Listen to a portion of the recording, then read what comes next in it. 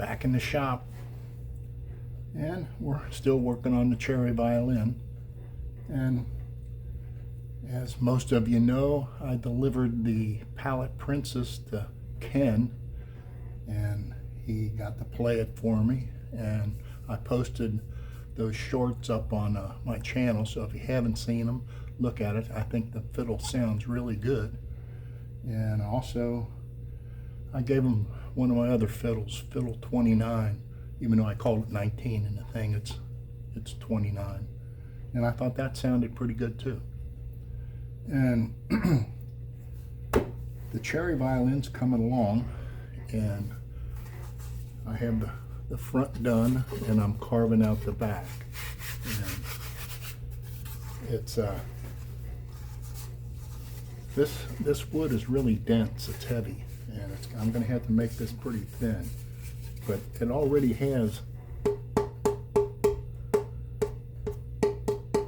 pretty good sound to it, so I'm real happy with the piece of wood.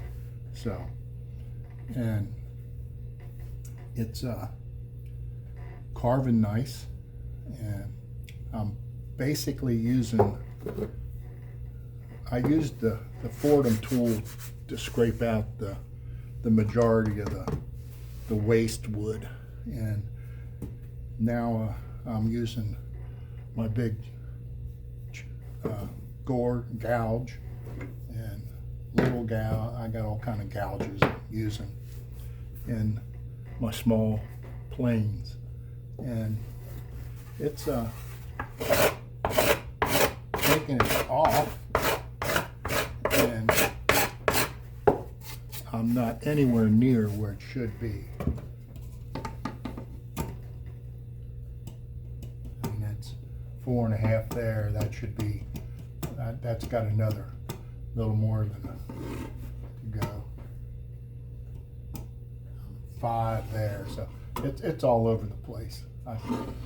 And my edges are way thick, way thick. They're still almost 5 all the way around, and that's where this little guy here comes in. It takes it off really well, and I'll be working on that most of the day. And it's kind of therapeutic.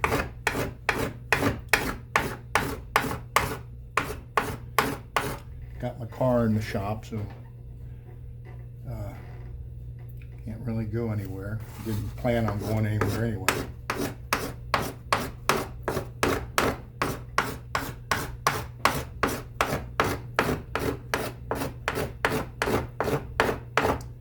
And we're still, the next build is going to be a viola. I definitely decided to do that, and it'll be a straight maple back, neck, and sides, and spruce top viola, and I'm looking kind of forward to that. But we still got a long way to go on this cherry violin. All I did is carve the neck and marked it. I haven't really, or cut the neck out. I haven't done any carving on it, and I may change the scroll a little bit on it. Not much, but a little. And the ribs are still in the mold, so we're making progress here. But I don't do this because it's fast. I do it because I like to do it. And it's a good way to spend my time. Watching another violin maker cut his purfling slots on YouTube, and I think my way is a little easier than his way, but he used a Fordham tool with an attachment, and I think the Dremel tool attachment's way better. It's just easier to handle. But each his own. I mean, everybody does stuff differently. And somehow how we all come out with the same looking violin. They sound different. And the sound has a lot to do with how the wood is and the skill of the craftsman. And that is only something you learn over time with working with the wood. I mean, I know I stress this in all my videos, that each piece of wood is different and you have to treat it different. And that's why when you look at people do the copies of the violins, but the wood's different. So you really can't copy. You can get it looking like it, but it might not sound like it. And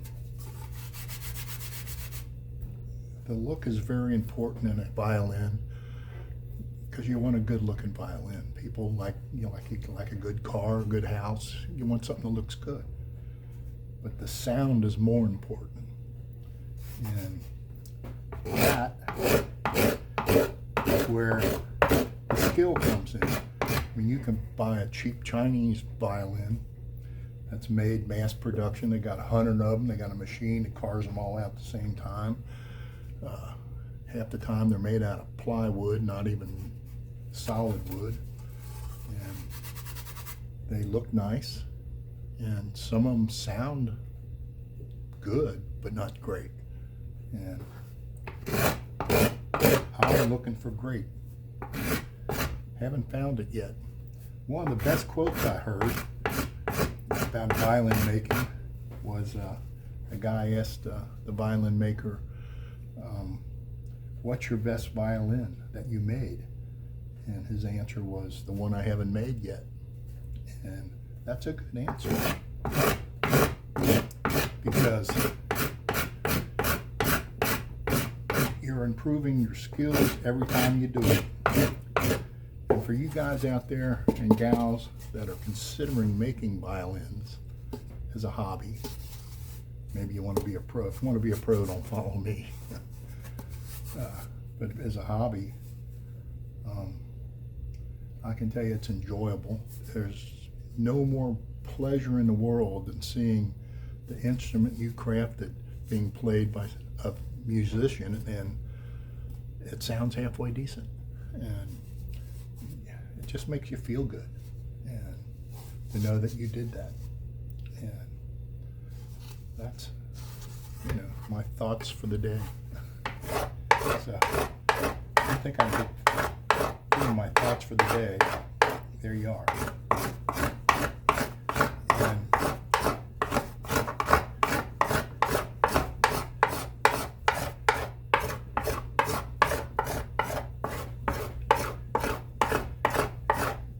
And this violin's going to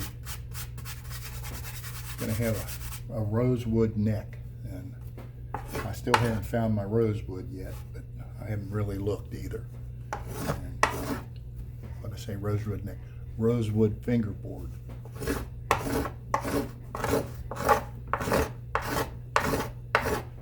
I have a wood supplier. I have to go to Cincinnati, cross the river, and anymore that's getting harder and harder with I-75. Thank God they're going to build a new bridge, but they've been saying they're going to build a new bridge since the 70s. And it still ain't built. They're saying they're going to start on it. I'll believe it when I see it. I'll probably be dead and gone before the bridge is built. But I'll drive over to Cincinnati and visit that guy. And I'm sure he has some rose wood that I can make a neck out of. And if not, he may have something else that is reddish in color and hard.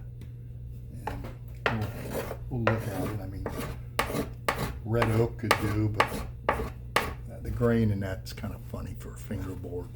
I think we'll do okay with that. But that's all I got now. After I'm finished getting this down to where I want it, I'll take my scrapers and scrape it so it's nice and smooth.